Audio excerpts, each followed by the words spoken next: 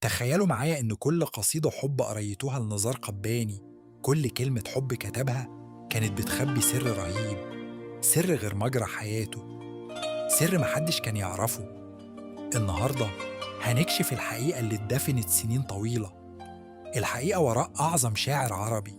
والله القصة مش عادية. دمشق سنة 1923، مدينة الياسمين اللي كانت بتنام على صوت الشعر والموسيقى. في حارة ضيقة من حارات الشام القديمة اتولد نزار توفيق قباني. بيت عتيق، حيطانه بتحكي حكايات قديمة. نزار كان طفل عادي، مفيش حاجة توحي إنه هيبقى يوم من الأيام صوت الحب في العالم العربي كله. بس الحياة كان ليها رأي تاني.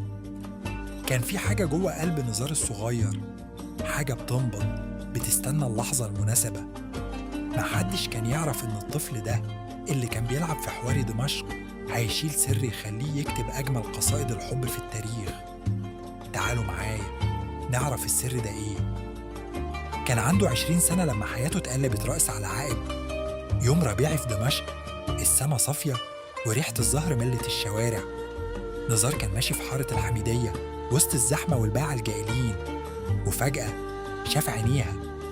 مش عارف إزاي، بس الدنيا كلها وقفت في اللحظة دي. البنت كانت واقفة قدام محل قماش قديم، لابسة فستان أبيض بسيط، شعرها الأسود كان بينساب على كتفها، وعينيها، يا سلام على عينيها، كانت زي بحر عميق مليان أسرار.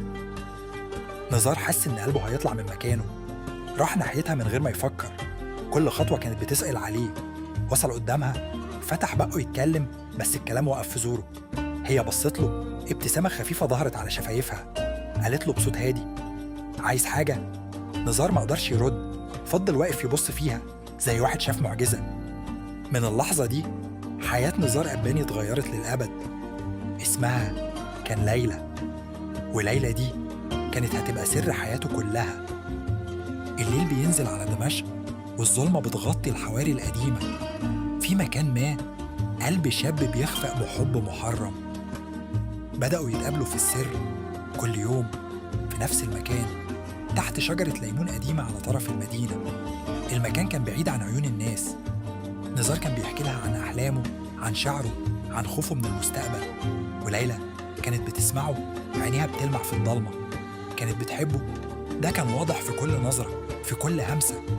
بس كان في مشكلة كبيرة، مشكلة ما كانش ينفع حد يعرفها. ليلى كانت مخطوبة لراجل تاني، راجل غني من عيلة كبيرة. الجواز كان مقرر بعد شهرين بس. نزار عرف الحقيقة دي في ليلة قمر، لما ليلى بكت بين إيديه. قالت له والدموع بتنزل على خدها: أنا مش مالكة نفسي يا نزار، أنا ملك عيلتي، ملك التقاليد، ملك المجتمع اللي بيحكمنا. نزار حس إن الدنيا اتقفلت في وشه، بس رغم كده ما قدرش يبعد عنها. الحب كان أقوى من كل حاجة. فضلوا يتقابلوا، يسرقوا لحظات من الزمن، وكل لحظة كانت بتحرق قلبه أكتر. في ليالي الشام الطويلة الوجع بيتحول لكلمات، والكلمات بتتحول لشعر خالد. هنا اتولد شاعر من رحم الألم. نزار بدأ يكتب.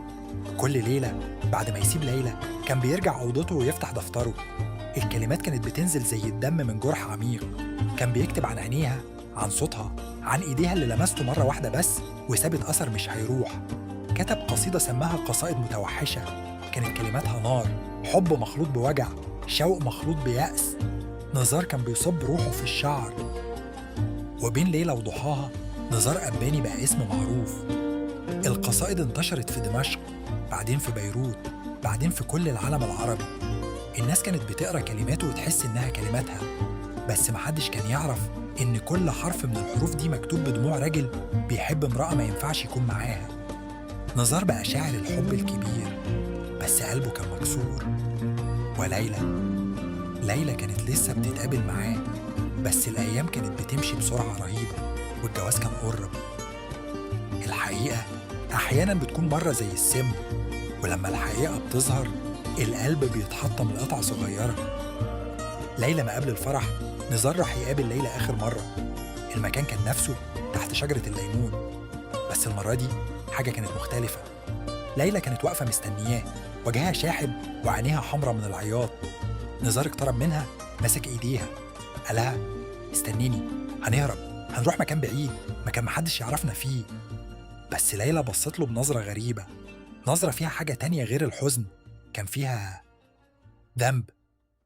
قالت له بصوت متكسر: نزار، أنا غلطت، أنا كنت بستخدمك، الحقيقة إني كنت عايزة أهرب من جوازة مش عايزاها، فلقيتك، استخدمتك عشان أحس بحرية آخر مرة قبل ما الدنيا تقفل عليا. أنا آسفة. نزار حس إن الأرض اتشقت تحت رجليه، الكلام كان أقسى من أي حاجة متخيلها. راح يتكلم بس ملقاش كلمات. ليلى سابته ومشيت، ومن اللحظة دي نزار عرف معنى الخيانة الحقيقية، مش خيانة الحب، لأ، خيانة الثقة، خيانة الروح. بعد الخيانة ما بيفضلش غير الوجع، والوجع ده هو اللي بيخلق أعظم الشعر. نزار رجع بيته الليلة دي وقفل على نفسه في أوضته، قعد قدام دفتره الفاضي والقلم في إيده بيرعش.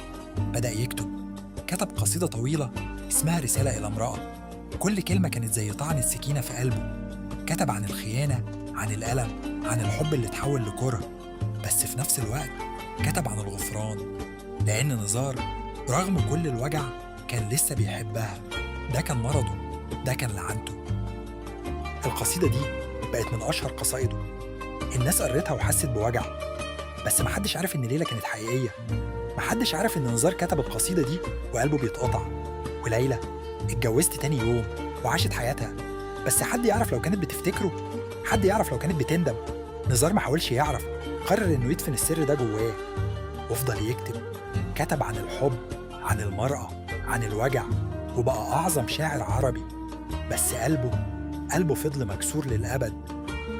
النهاردة لما بنقرأ شعر نزار قباني بنحس بحاجة غريبة، بنحس إننا عارفينه من زمان، لأن نزار كتب بقلب مكسور، وكل واحد فينا عنده قلب مكسور بطريقة أو بطريقة تانية.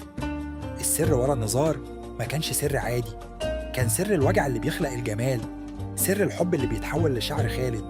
ليلى راحت وسابته، بس الشعر فضل، وفضلنا احنا بنقرا ونحس ونعيش من جديد نفس الوجع اللي عاشه نزار، لأن الشعر في الآخر هو الحاجة الوحيدة اللي بتخلد الحب حتى لو الحب مات.